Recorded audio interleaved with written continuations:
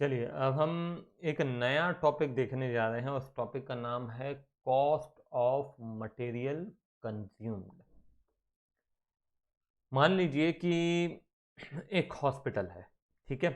ध्यान से सुनिएगा, टॉपिक पहले लिख लेते हैं। Cost of material consumed. मान लीजिए कि एक हॉस्पिटल है और इस हॉस्पिटल में हमारे पास साल के शुरुआत में मेडिसिन रखी थी। कितने की? 10,000 रुपये की, ठीक है। और साल भर हमने कोई मेडिसिन परचेस नहीं की है, हमने खरीदी ही नहीं है, मान लेते हैं, ठीक है, टू मेक इट सिंपल। और at the end of year, ये क्या है? ये बिगनिंग है, ये बिगनिंग, ठीक है। At the end of year again हमने मेडिसिन देखी तो हमारे पास केवल और केवल 500 रुपये की मेडिसिन बची हैं। इसका मतलब ये बताइए कि कितने की मेडिसिन कंज्यूम हो चुकी हैं। तो ऑब्वियस सी बात है, आप कहेंगे सर 9,500 रुपये की मेडिसिन कंज्यूम हो चुकी हैं, है कि नहीं। तो ये जो बिगिनिंग में मेडिसिन का स्टॉक है और ये एंड में मेडिसिन का स्टॉक है, इसको हम कह सकते हैं ओपनिंग स्टॉक, और इसको हम कह सकते हैं क्लोजिंग स्टॉक, है कि नहीं। ठीक है। तो अब मेरे को चलो एक इसमें थोड़ा सा और ट्विस्ट डालते हैं। मैं कहता हूं कि हमने साल के दौरान कुछ मेडिसिन खरीदी हैं। कितने की खरीदी हैं वो भी ले लेते हैं, 5,000 की खरीदी है। तो हमारे पास 10,000 की मेडिसिन थी, 5,000 की और खरीद ली, हो गई 15,000 की। अब इन 15,000 में से अब जो बची है हमारे पास केवल 500 रुपये की बची हैं। इसका मतलब है हमने कितने की कंज्यूम कर ली?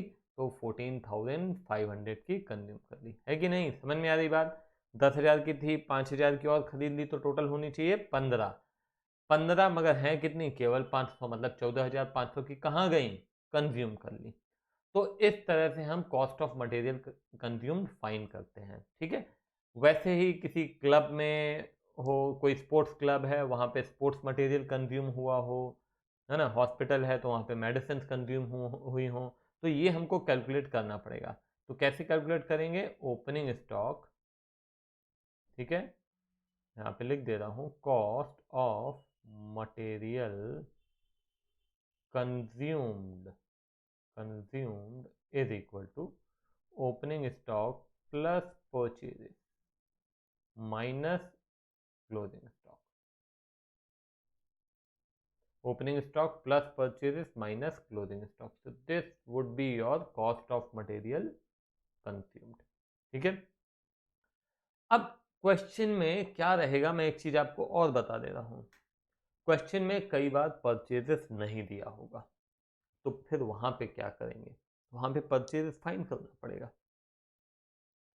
तो परचेजेस नहीं दिया होगा तो क्या उसकी जगह कुछ और दिया होगा? हाँ भाई हाँ, कुछ और दिया होगा, क्रेडिटर्स दिए होंगे। अब वो भी मैं आपको एग्जांपल से समझा रहा हूँ। मान लो कि साल के शुरुआत में हमारे क्रेडिटर्स हैं 5,000 के। ध्यान से सुनिएगा, क्रेडिटर्स जिससे हम उधार में गुड्स खरीदते हैं। तो साल के शुरुआत में थे हमारे क्रेडिटर्स 5,000 और साल के अंत में हो गए 6,000।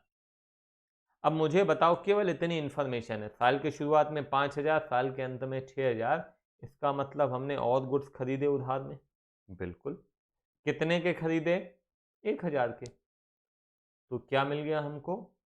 हमको मिल गया क्रेडिट परचेजेस। क्या मिल गया? Credit purchases. तो इसको यदि अकाउंट के फॉर्म में करना हो तो कैसे करेंगे, वो भी मैं आपको एक बार दिखा देता हूँ।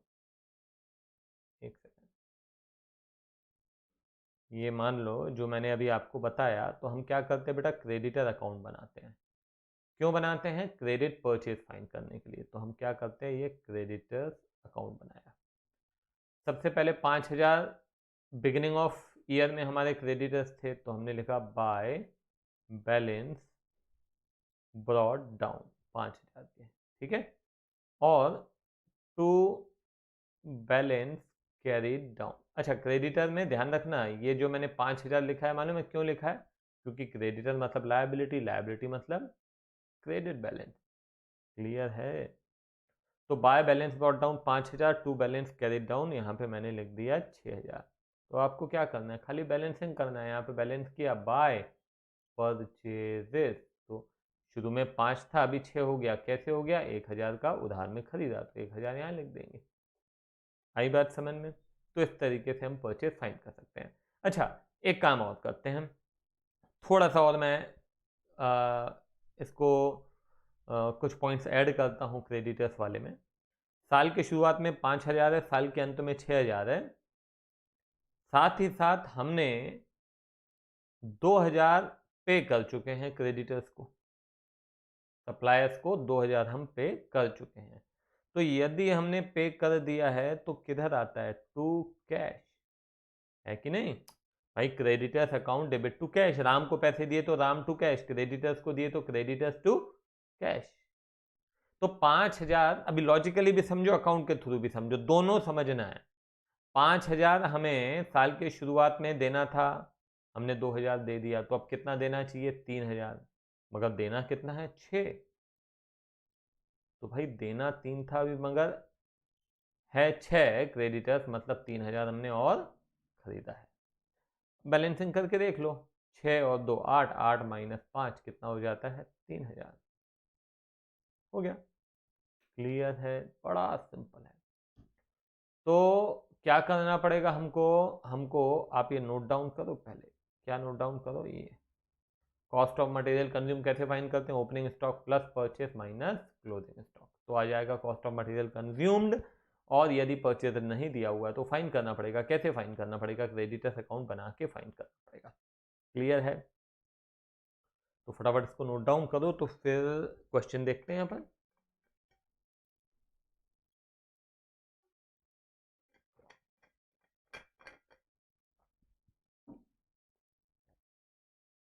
चलो क्वेश्चन देखते हैं। ये है क्वेश्चन आपके सामने, देखो 21st क्वेश्चन पहले देखते हैं हम। On the basis of information given below calculate the amount of medicine to be debited to income and expenditure. तो हमारे पास ये क्या दिया हुआ है? ये हमारे पास दिया हुआ है स्टॉक। तो ये ओपनिंग है, आप देख सकते हैं 1 अप्रैल 2018, और यहाँ पे 31 मार्च 2019 है। तो ये हो गया आपका क्लोजिंग स्टॉक। तो this is opening, this is closing. Now let's come to the creditors. तो ये वैसे ही हमारे पास क्रेडिटर्स भी दिए हुए हैं, देखते हैं ये काम में आएंगे। तो ये ओपनिंग क्रेडिटर्स दिए हुए हैं जो कि क्रेडिट साइड आते हैं क्रेडिटर्स अकाउंट के, और ये आपका डेबिट साइड में आएंगे। ठीक है, फिर क्या दिया हुआ है? Medicine purchase during the year ended 31 मार्च 2019 वर। तो ये तो आपको मेडिसिन उन्होंने दे दिया ना परचेजेस, तो क्रेडिटर्स का क्या करोगे? कोई काम का नहीं है। सर अभी तो आपने बताया था। अरे भाई मैंने क्या बताया था? मैंने आपको ये कहा था कि परचेजेस यदि नहीं दिया है तो आपको फाइन करना पड़ेगा। तो जब दिया है तो क्यों फाइन करोगे भाई? तो हमको क्या करना है? हमको सिंपल सा opening plus purchase minus closing, बस इतना ही करना है यार। तो ओपनिंग हमारा कितना है? 175750 प्लस, ठीक है ये ओपनिंग हो गया, प्लस परचेजेस, परचेजेस है 6080700 माइनस क्लोजिंग कितना है? 144650, राइट। बस देखो 175750 प्लस 6080700 माइनस 144650, तो आ जाता है 6111800। ये दिया हुआ है आंसर में भी। क्लियर है? सिंपल, बहुत सिंपल। चलो now let's come to the 22nd question. लगता है आपको कि नोट डाउन करना है, कुछ करना है तो पॉज करके फिर कर सकते हो। ठीक है, calculate amount of medicine consume during the year ended 31 मार्च 2019। तो ये ओपनिंग स्टॉक दिया हुआ है कितना? 1 लाख। फिर ओपनिंग क्रेडिटर्स दिए हैं 90,000। Cash purchases, okay. तो हमारे पास कुछ परचेजेस तो दिया हुआ है, ये कैश परचेजेस है, ध्यान रखना ये लिखा हुआ है कैश परचेजेस। तो ये उधार में खरीदे हुए गुड्स अलग होंगे। क्लोजिंग स्टॉक ये भी ठीक है। और क्लोजिंग क्रेडिटर्स है, ये भी ठीक है। तो हमें अब क्या करना है, हमारा इक्वेशन तो बड़ा सिंपल है। इक्वेशन हमारा बड़ा सिंपल है। क्या इक्वेशन है? ओपनिंग स्टॉक, तो ओपनिंग स्टॉक में लिखता हूँ ये 1 लाख, ठीक है, प्लस परचेजेस।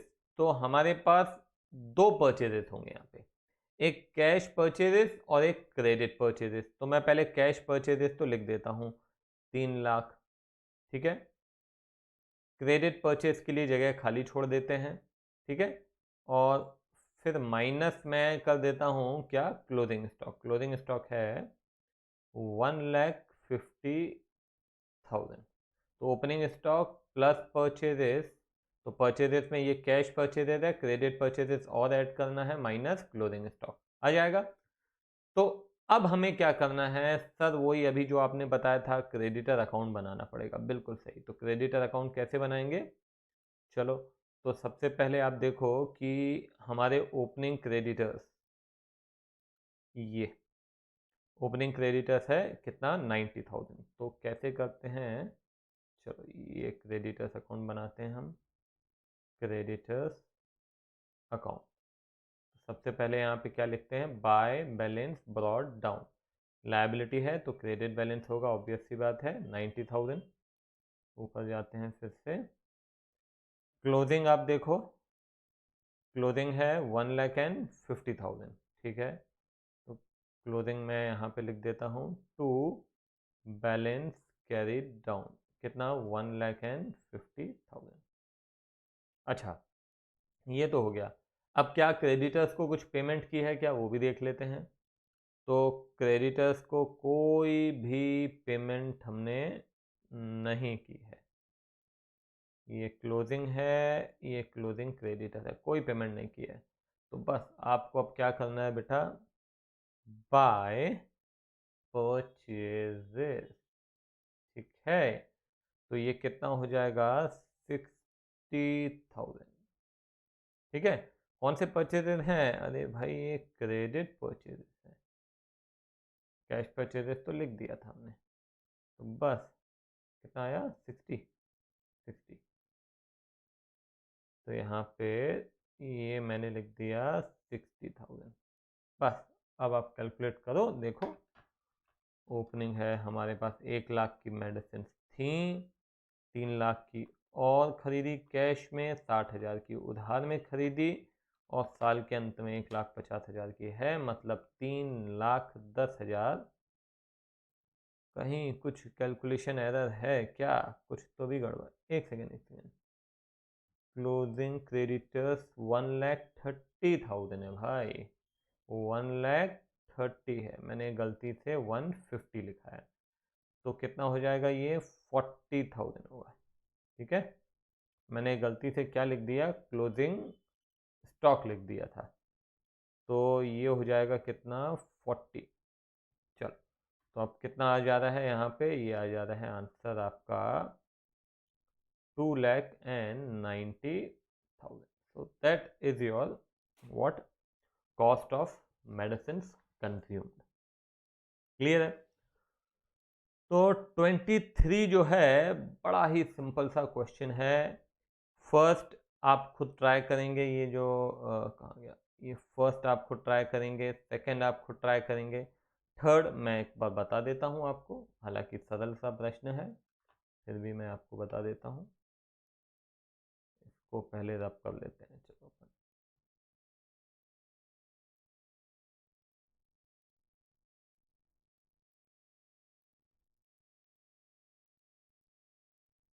चलो ये,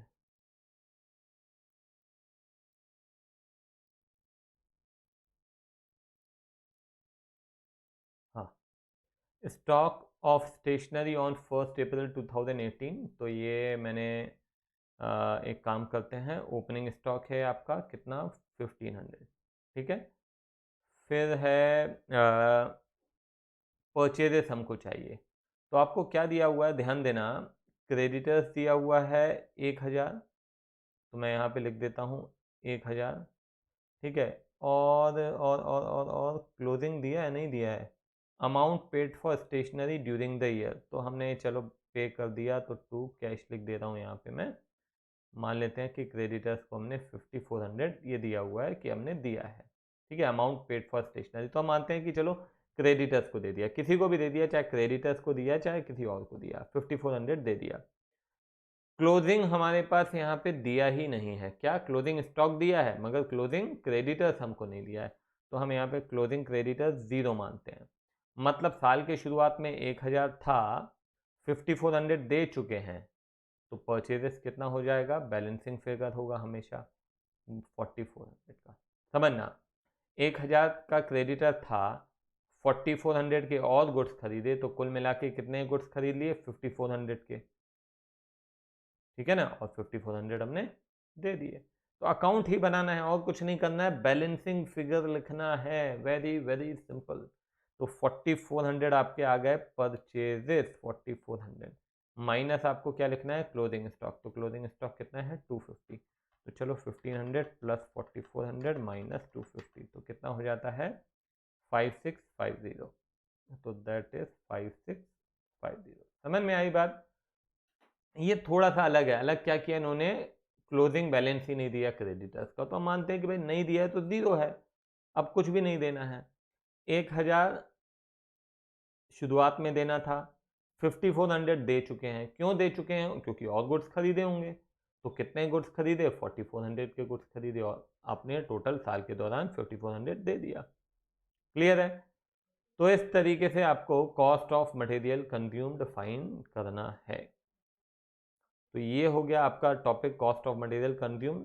ये आपका 21, 22, 23 हो गया है। अब आप एक काम करना, 24 एक क्वेश्चन है, चलो ये आप कर लो, 24 ट्राई करें। 25 चलो मैं आपको करा देता हूँ, ठीक है, थोड़ा सा उसमें नई चीज़ें हैं, तो 25 मैं आपको करा देता हूँ, ठीक है। तो चलो यहीं पे ख़त्म करते हैं, ट्राई करें आप, चलो बाय बाय।